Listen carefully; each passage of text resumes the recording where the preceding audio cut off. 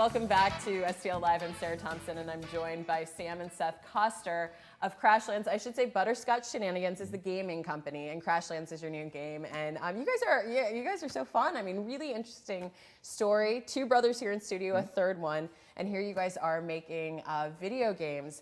So let's talk about first. Tell me about this documentary. You're being followed for a documentary, or you're the subject of one, or so there's a local film group called Forever an Astronaut. And it's just 3 guys also, and they contacted us back in October just to do a quick 5-minute interview, and that kind of spun wildly out of control once they... We could talk for days. Yeah.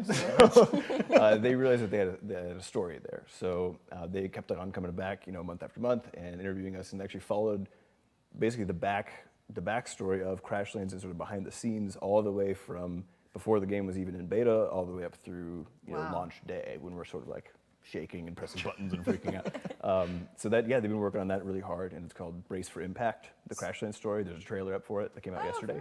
So when does the documentary come out? They're still working on it, so they got to put some other pieces together and stuff. So there's a Kickstarter happening in March, I believe, end of March. Oh, very cool. When you talk about the back end and seeing like the behind the scenes, what is that? Because in my mind, it just seems like hours of footage of you at a computer, That's but I guess pretty much it's what it is. A lot of it was sort of as big events would happen through the development process, they would just sit us down and interview us about it, and we would kind of talk about what we were thinking, why we were making the decisions we were making, what was at stake, and what things could go wrong. Because we worked on this game for 2 years, and as we're a totally bootstrapped studio, and the only way we were going to make it to the launch is if our previous games were successful enough to kind of, carry our bank accounts up to that point. And I think we were maybe a month out from a zero balance around the time we launched the game, so it was kind of down to the wire.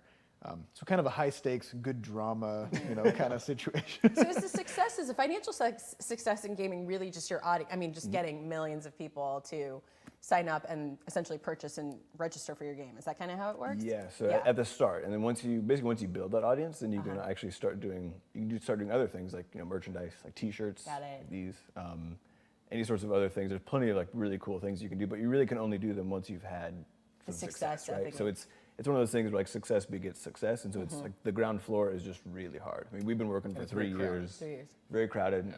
We worked for 3 years, and we finally just sort of got to that point where we're sustainable. And you were saying for Crashlands, when you worked on it for the story for 2 years, I mean, what becomes like the defining factor for like success in gaming? Is it the storyline? Is it kind of like a narrative, or is it just like, no, I have these really cool role-playing characters that have all these great abilities, and what's kind of like the secret to like, or what is the defining factor for what becomes successful in gaming? I think it really just comes down to the total package. I mean, everything about it needs to be very well thought out. Okay. And so all those things you listed, I would say are kind of minimums. You have to have all those things.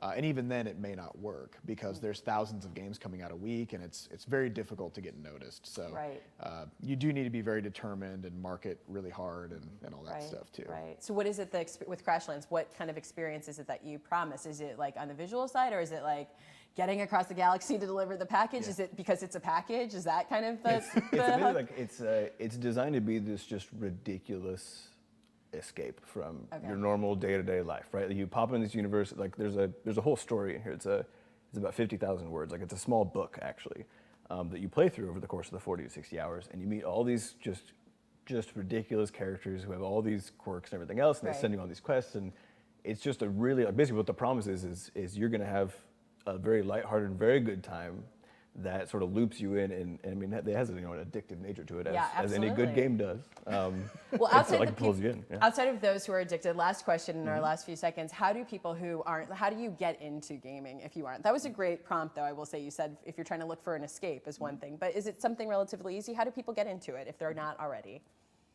You mean into playing games? Yeah. I mean, I think mobile games are a good place to start. There's a lot of really simple, kind of easy to play ones. I mean, there's some really cool ones, like there's one called Monument Valley, which is a very simple yet really interesting MC Escher-like puzzle game with all kinds of weird mind-bending geometry and stuff. It's not stressful. Okay. Yeah, so there's lots of games. There's games that run the whole spectrum of really really intense skill-based games, which is what scares people who are first getting started. And then on the other end, there's these very chilled out puzzle games and stuff like that. So yeah, I just recommend kind of getting into on the puzzle side of things and that kind of stuff. And then they can start with Crashlands. Yeah. Right? Yeah. Totally. Or get into it at least. Totally. Well, if you want more information to sign up and start doing Crashlands, or do you say to purchase it? Is that how you say it? To purchase it? Then you go to what's the right the gaming jargon? Then head to crashlands.net. But it's now available on Steam, iTunes, and Google Play. And you guys, thank you. So you're so fun. Thank you for being here. Maybe I guess if the next game it takes another 2 years, then we'll have you back in 2 years, right?